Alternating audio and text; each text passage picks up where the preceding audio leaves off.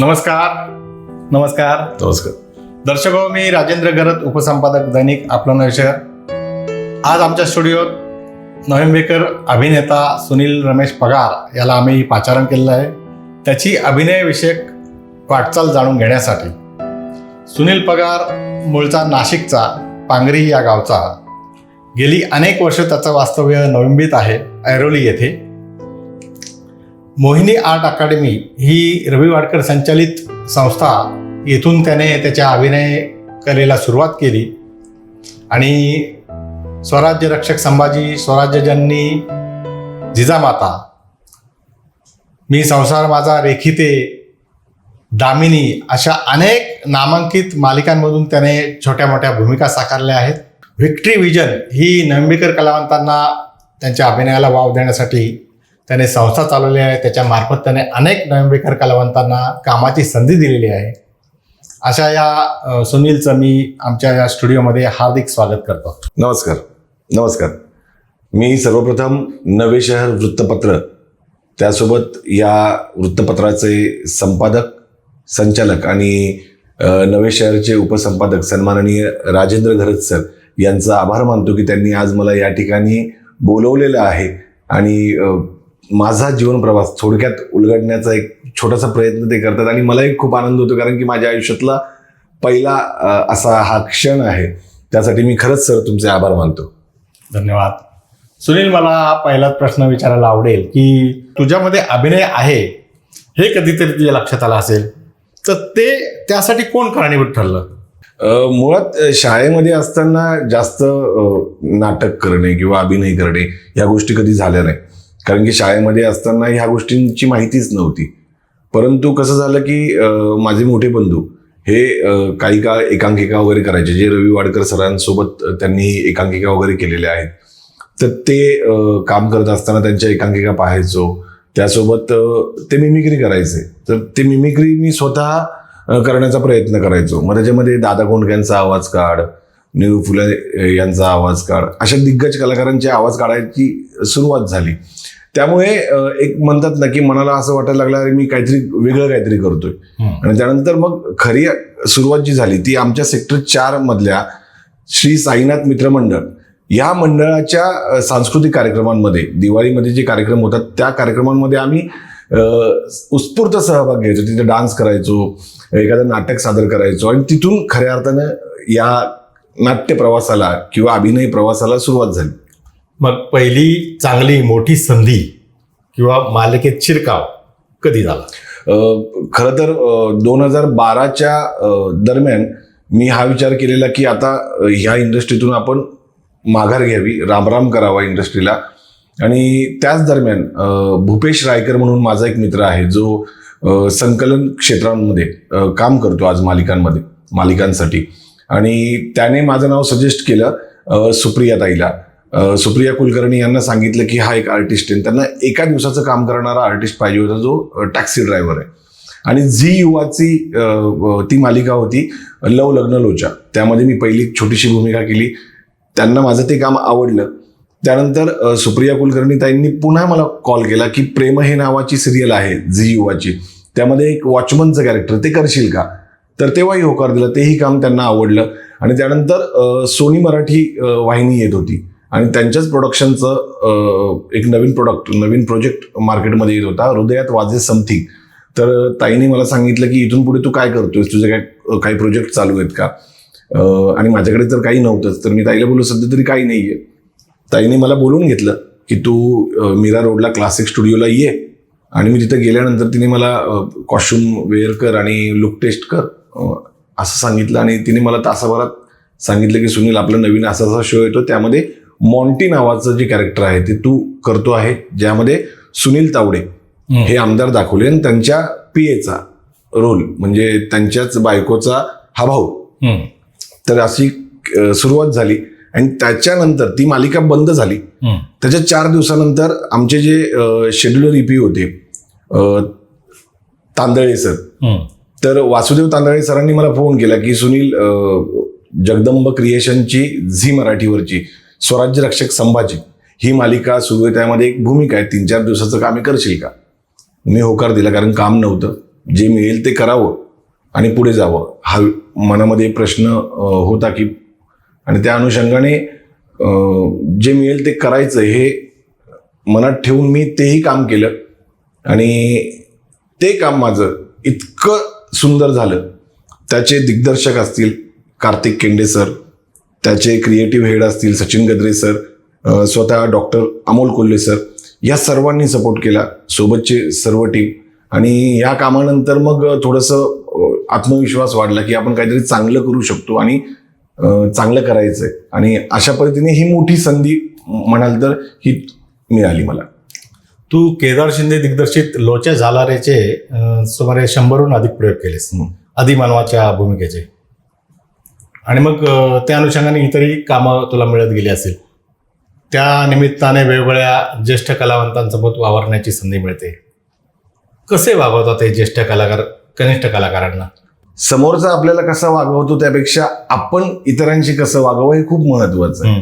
आज आपण म्हणतो की अरे सेलिब्रिटी आहे, मोठा कलाकार आहे. तर मोठे कलाकार जे असतात ना सिरियलच्या सेटवर, सर आता हरीश दुधाडे सर आहेत, दीप्ती केतकर आहेत, यांच्यासोबत मी काम करतोय. दामिनीमध्ये चांगले चांगले कलाकार आहेत, नावाजलेले कलाकार आहेत, त्यांच्यासोबत काम करतोय. कसं होतं ना की त्यांना दिवसभरामध्ये खूप पाठांतर करायचं असतं, खूप काम करायचं असतं. त्याच्यामुळे जर सेटवर बघाल तर मोस्टली हे जे लीडचे आर्टिस्ट असतात किंवा सेलिब्रिटीज असतात ना, हे शांत राहतात आणि आपलं चिंतन मनन चालू असतं संवाद पाठांतराचं साठी. तर त्या अनुषंगाने की हे कलाकार सगळेच जण चांगले असतात. तुम्ही सर्वांशी चांगले वागलात ना की तुमच्याशी सगळेच जण चांगले वागणार, कोणीही तुमच्याशी वाईट वागत नाही. त्याच्यामुळे इंडस्ट्रीमध्ये सेलिब्रिटी आर्टिस्ट काहीतरी लहान कलाकारांना दाबतो वगैरे असं अजिबात होत नाही. नाट्यसृष्टी असू दे, चित्रपटसृष्टी असू दे किंवा मालिका जगत असू दे, तिथे जातीयता, लॉबिंग ज्याला म्हणतात, एका दुसऱ्याला प्रमोट करणं, कोणाचं तरी वरदहस्त असणं किंवा कोणीतरी गॉडफादर असणं असं म्हटलं जातं. सिनेपत्रकारांना याच्याबद्दल जास्त माहिती असेल. तर असं काही खरंच असतं का की केवळ खयाली पुलाव असतात? नाही, असं काही नाहीये. गॉडफादर असणं म्हणजे मुळात तुम्हाला कोणतरी मार्गदर्शक करणारा कोणीतरी पाहिजेच पाहिजे. म्हणजे तुम्हाला संधी देणारा कोणीतरी पाहिजे, तोच असतो गॉडफादर खऱ्या अर्थाने. गॉडफादर म्हणजे कोणीतरी तुमच्यासाठी पैसे लावून पिक्चर करणार नाहीये, पण तुम्हाला पहिली संधी देणारा किंवा प्रोत्साहन देणारा हा पाहिजेच. त्यामुळे कसं आहे की तुम्ही या इंडस्ट्रीमध्ये काम करताना तुम्ही जेव्हा स्वतःचं टॅलेंट दाखवाल ना तर तुम्हाला 100% काम मिळणार. आणि आजच्या तारखेला जर बघाल ना सर, चॅनल्स एवढे झालेले, झी मराठी आहे, कलर्स मराठी आहे, त्यानंतर सन मराठी आहे, बरेच चॅनल आहेत, मालिका वाढलेल्या आहेत, वेब सिरीज येत आहेत. त्यामुळे प्रत्येकाला कामाची संधी आहे. फक्त प्रत्येकाने आपलं टॅलेंट दाखवावं. म्हणजे काल मी विचार केला मी ऍक्टर बनायचंय आणि आज मला मोठं काम मिळावं असं अजिबात होत नाही. तर त्यासाठी तुम्हाला छोट्यापासूनच सुरुवात करावी लागेल. हे सगळं काम करताना एखादा हृदयद्रावक चटका लावणारा प्रसंग तुझ्या बाबतीत घडलाय? मला आठवतं की नवी मुंबई एकांकिका स्पर्धा होत्या नवी मुंबई करंडक. त्या एकांकिका स्पर्धेमध्ये मी केदार शिंदे सरांची आभास की भास ही एकांकिका केली होती आणि त्यामध्ये अभिनयाचं उत्तेजनार्थ पारितोषिक मिळालं. आणि माझे मोठे बंधू कृष्णा पगार हे वाडकर सरांकडे एकांकिका करायचे.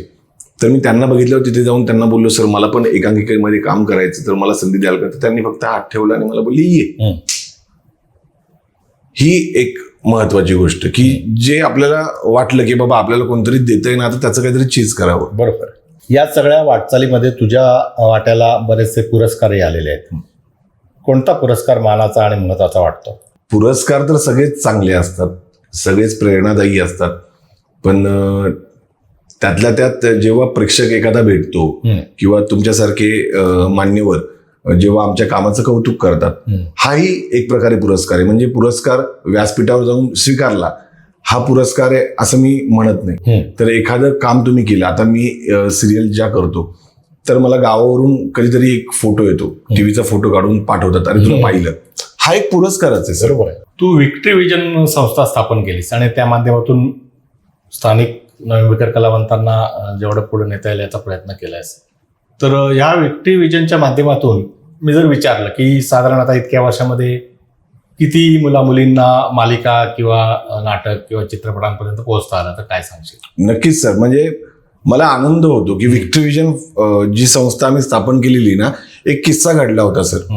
त्यामुळे मी ती संस्था ऍक्सिडेंटली सुरुवात केली आणि मुळात हेतू हा होता की राज्य नाट्य स्पर्धा, राज्य बालनाट्य स्पर्धांमध्ये सहभाग व्हायचा. बाकी या संस्थेचा काही उद्देश असा वेगळा नव्हता. परंतु सर, आजच्या तारखेला जर बघाल तुम्ही तर नव्या मुंबईतल्या बऱ्याच कलाकारांना काम देण्याचं काम ही संस्था करते. मी फक्त निमित्त आहे. ह्या संस्थेच्या माध्यमातून पुणे, नाशिक, मुंबई, नवी मुंबई अशा विविध भागातील अनेक कलाकारांनी कामं केलेली. मी जर विचारलं असे ठळकपणे एक 5-6 नावं सांग. त्याच्यामध्ये मी नवी मुंबईतली नावं सांगतो सर, ज्यांनी मे महिन्यात मागच्या वर्षीच्या बॅचमध्ये काम केलं होतं अभिनय कार्यशाळेमध्ये. ते आहेत जाधव सर आहेत, आनंद सरकटे नावाचा एक कलाकार आहे जो रिक्षा चालवतो. त्यानंतर स्वप्नील राऊत आहे घणसोलीचा, तोही रिक्षा चालवतो, उत्तम अभिनेता आहे. त्यानंतर पल्लवी गांगुर्डे पनवेलच्या अभिनेत्री आहेत, ज्यांनी आता रवी वाडकर सरांच्या राज्यनाट्य स्पर्धेच्या नाटकामध्ये अभिनयाचं पारितोषिक मिळवलं. त्यासोबत पेंडसे मॅडम आहेत, बरेच नाव आहेत. हा, आणि कामं असं नाहीये की सर की माझ्या ओळखीतलं आहे म्हणून देतो. तो टॅलेंटेड आहे आणि तो काम करू इच्छितो प्रामाणिकपणे, तर मी संधी देतो. एखादा कलाकार जातो, चुकतो, पण तरी त्यांना मी सांगतो नेक्स्ट टाइम चांगलं करा. आता हे क्षेत्र ठीक आहे, आता मालिका वाढलेल्या आहेत, चॅनल्स वाढलेले आहेत, त्यामुळे कामाची संधी तू म्हणालास मागाशी त्याप्रमाणे कामाची संधी मिळू शकते जास्तीत जास्त. पण तरी पण आपण महत्वाचं आहे, हे क्षेत्र पूर्ण वेळ रोजगाराचं ठरू शकतं का युवा युवतींसाठी? हा, 100% ठरू शकतं, परंतु ते करताना तुमचं प्लॅनिंग असलं पाहिजे. आज असं झालेलं आहे की प्रत्येक कलाकाराला मोठं काम पाहिजे आहे. प्रत्येक कलाकार बोलतो सर मला मालिकेमध्ये कंटिन्युटी पाहिजे आहे. कंटिन्युटी म्हणजे काय? आज मी 2 मालिका करतोय ॲट अ टाइम, पण माझे महिन्यातून किती दिवस भरले जातात तिकडे?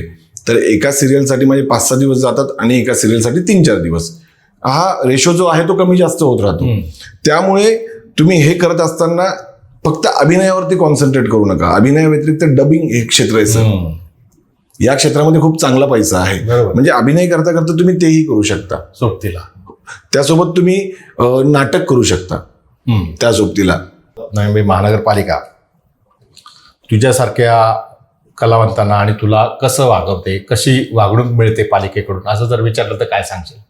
सर, खूप चांगला प्रश्न विचारलात आपण. नवी मुंबई महानगरपालिका नवी मुंबई क्षेत्रातील कलाकारांना विचारत नाही. माझा आरोप नाहीये, पण ही माझ्या मनातली खदखद आहे. आज नवी मुंबई महानगरपालिकेतून इव्हेंट भरपूर केले जातात. डान्स स्पर्धा घेतात, नृत्य स्पर्धा, अभिनय स्पर्धा, अमुक स्पर्धा, तमुक स्पर्धा, स्वच्छ सर्वेक्षणच्या नावाखाली विविध स्पर्धा, विविध कार्यक्रम, पथनाट्य वगैरे केली जातात. परंतु नव्या मुंबईतल्या स्थानिक संस्थांना याचा तिळमात्र फायदा होत नाही. यांचे ठरलेले लोक आहेत, यांच्या ठरलेल्या लोकांनाच ती कामं देतात. याआधी कोरोना काळामध्ये 2दा ऑफलाईन टेंडर मी भांडून घेतलेलं आहे आणि आत्ता 1 वर्षापूर्वी एक ऑनलाईन टेंडर मी भरलं. त्यामध्येही खूप त्रास दिला मला. म्हणजे आम्ही कला क्षेत्रामध्ये काम करतोय. आज मला नसेल 100% अनुभव, पण मला 10% तरी अनुभव आहे या क्षेत्राचा. मी जे करतो आहे ते मी विचार करूनच करेल. मी आज ऐरोली नवी मुंबई सारख्या क्षेत्रामध्ये मी राज्यस्तरीय एकपात्री स्पर्धा, पथनाट्य स्पर्धांचं आयोजन केलेलं आहे, ज्यात नवी मुंबई महानगरपालिकेने सहकार्य केलं होतं. कोणतं? फक्त त्यांनी बॅनर दिले होते आम्हाला. नवी मुंबई महानगरपालिकेने काय केलं पाहिजे, तर नवी मुंबईतल्या ज्या स्थानिक संस्था आहेत, ज्या कला क्षेत्रामध्ये काम करत आहे, या संस्थांची यादी त्यांच्याकडे असली पाहिजे, कलाकारांची यादी असली पाहिजे. पण ही यादी त्यांच्याकडे नाहीये, तर त्यांच्याकडे ठेकेदारांची यादी आहे. तर दर्शको, हा आहे सुनील पगार. त्याला आम्ही इथे पाचारण केलं आणि आम्ही विचारलेल्या विविध खोचक प्रश्नांची त्याने सरळ मार्गाने उत्तर दिली. धन्यवाद. नवे शहर वृत्तपत्राचे ज्यांनी एकेकाळी मला संधी दिली होती, कैलास सरांचे आभार मानतो. तर दर्शको, सुनील पगार याची ही मुलाखत आपणास कशी वाटली ते या मुलाखतीखाली असलेल्या कमेंट बॉक्समध्ये आपलं कमेंट अर्थात अभिप्राय लिहून अवश्य कळवा. आमचं यूट्यूब चॅनल सबस्क्राईब करा, आमचं फेसबुक पेज आणि इंस्टाग्राम लाईक करा, शेअर करा आणि त्यावरही कमेंट करा. धन्यवाद.